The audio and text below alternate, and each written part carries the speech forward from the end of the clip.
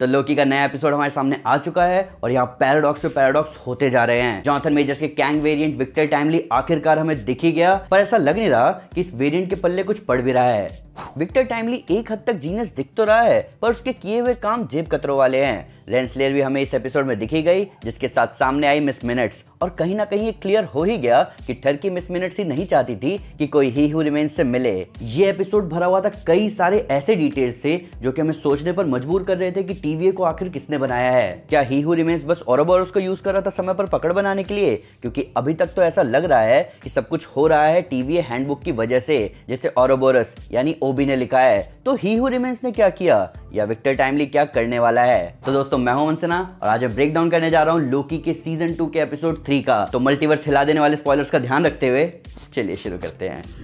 मैं इस एपिसोड को देखकर हैरान हूं। जहां तक हमने पिछले सीजन के एंड में भी सुना था कि ही हू रिमेन्स यानी नेथनियल रिचर्ड्स 31st सेंचुरी में साइंटिस्ट था, और मुझे ये भी लग रहा था कि जो विक्टर टाइमली हमें पास में दिखने वाला था वो कैंग था, जो कि शायद क्वांटमेनिया के इवेंट के दौरान वहां से निकल कर आया था एक नई शुरुआत करने। पर ऐसा नहीं है। हम ये भी मान सकते हैं कि ही हू रिमेन्स ने अपने किसी वेरिएंट बच्चे को 31st सेंचुरी से किडनैप करके यहाँ सेक्रेट टाइमलाइन के 1860s में रख दिया, ताकि अगर कभी वो मरे तो चीजें वापस रीसेट हो जाए। यहाँ पैराडॉक्स पे पैराडॉक्स बनते जा रहे हैं। अब जिस पैराडॉक्स की बात मैं कर रहा हूँ वो कहीं ना कहीं कंफ्यूजन भी क्रिएट कर रहा है। क्या ही हू रिमेन्स अपने मरने के बाद अपने नए वेरिएंट को उसी रास्ते चलवा रहा है जिस रास्ते वो चल चुका है? क्योंकि विक्टर टाइमली जो चीजें बना रहा है वो उसके इन्वेंशंस नहीं है, वो बस टीवी हैंडबुक में लिखी चीजों को टेप रहा है जिन्हें ओबी ने लिखा है। प्लस ही हू रिमेन्स का अपने वेरिएंट के लिए रास्ता पहले ही सेट करना ऐसा कैंग की ओरिजिन स्टोरी में भी देखा गया है, जहां बड़ा कैंग अपने यंग वर्जन को वही सब फेस करवाता है जो उसने फेस किया, ताकि वो अल्टीमेटली वही बने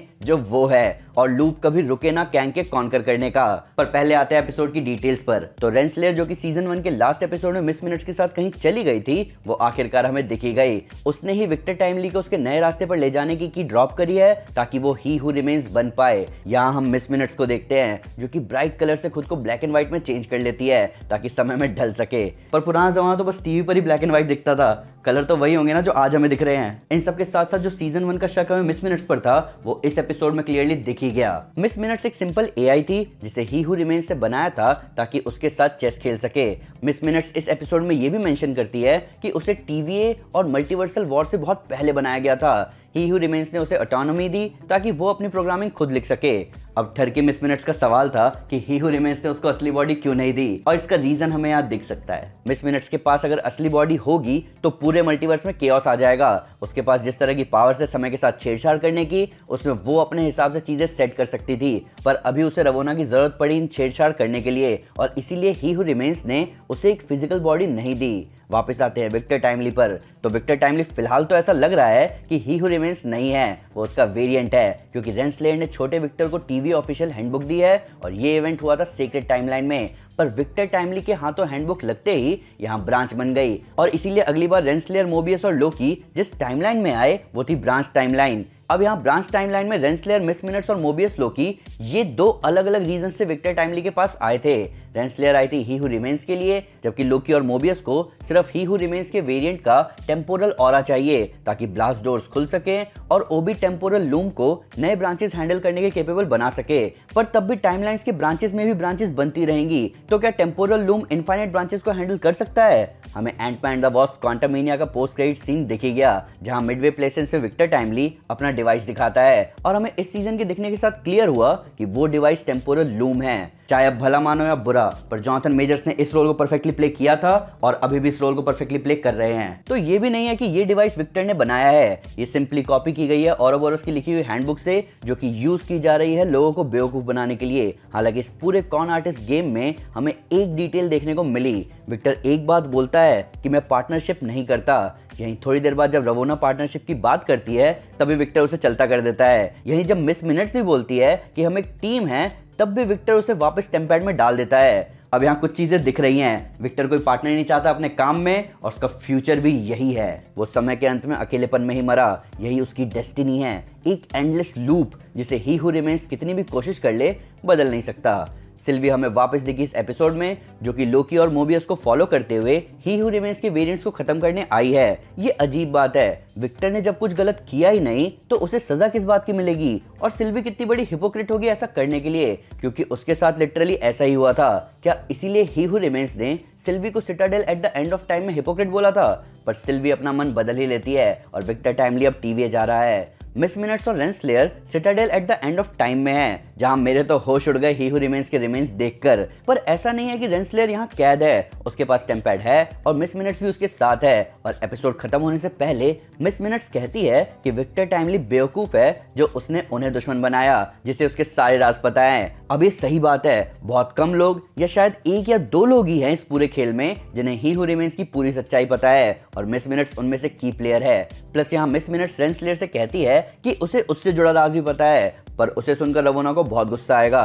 अब शायद हम कॉमिक बुक फैंस जानते हैं कि कौन सा राज है जिससे रवोना को गुस्सा आ सकता है। Kang the conqueror mini series में कैंग जब जब रवोना से मिलता तब वो उससे दूर चली जाती थी, तो कैंग अपने क्रोनोपोलिस की पावर को यूज करके रवोना के सोल को टाइम के साथ बांध देता है, ताकि उसके पास इनफाइनाइट टाइमलाइंस में इनफाइनाइट चांसेस हो उसे बचाने के लिए। पर तब भी वो इनफाइनाइट टाइम फेल होता गया। लास्ट में एक रवोना आई भी उससे बदला लेने, क्योंकि उसने उसकी मर्जी के बिना उसे इतनी बार जन्म लेने पर मजबूर किया। तो क्या हमें इसी स्टोरी का एक वर्जन देखने को मिलेगा जिससे रवोना ही हू रिमेन्स की दुश्मन बन जाएगी? औरोबोरस की इंपॉर्टेंस इस पूरे एपिसोड में दिखी। औरोबोरस ने टीवी हैंडबुक लिखा है, एक डिवाइस, चाहे हम बात करें टेम्पोरल लूम, टेम्पैड, प्रून करने वाली स्टिक, रीसेट चार्ज, सब कुछ उसका बनाया हुआ है। और शायद इसीलिए ही हू रिमेन्स ने उसका माइंड वाइप नहीं किया, क्योंकि अगर वो ऐसा करेगा तो टीवी कैसे चलेगा। एक बार फिर हमें टाइम ट्रैवलिंग कंफ्यूज करना शुरू कर रहा है, पर यहाँ चीजें इंटरेस्टिंग बहुत है। एक कूल डिटेल हमें दिखी एपिसोड में, जहां लोकी थॉर, ओडिन और बाल्डर का स्टैचू देखकर बोल रहा होता है कि ये बहुत खराब डिपिक्शन है। अब ये साफ समझ में आ रहा है कि लोकी को जलन हो रही थी कि उसका स्टैचू वहां नहीं है, पर बाल्डर द ब्रेव का स्टैचू देखकर अच्छा लगा। मुझे लगा एमसीयू में वो एग्जिस्ट ही नहीं करता।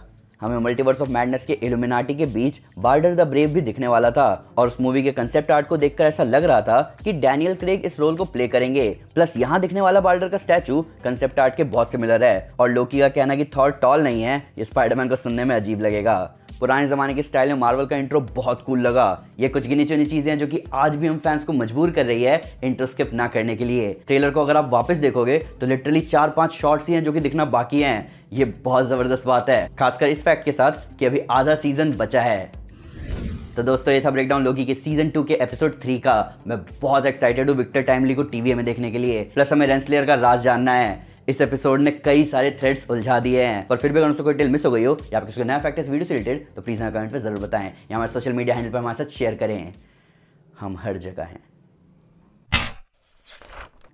तो दोस्तों अगर आप डेडपूल को पूरे मार्वल यूनिवर्स को खत्म करते हुए देखना चाहते हैं तो मैं आपको हमारी Deadpool kills the Marvel universe comic series recommend करूंगा। साथ ही साथ अगर आपको वीडियो पसंद आए तो इस वीडियो को लाइक और शेयर जरूर करें, और ऐसे कई सारे सुपर कंटेंट के लिए हमारे चैनल को सब्सक्राइब करना ना भूलें। Thank you guys, this is Aman Sinha and you are super piece.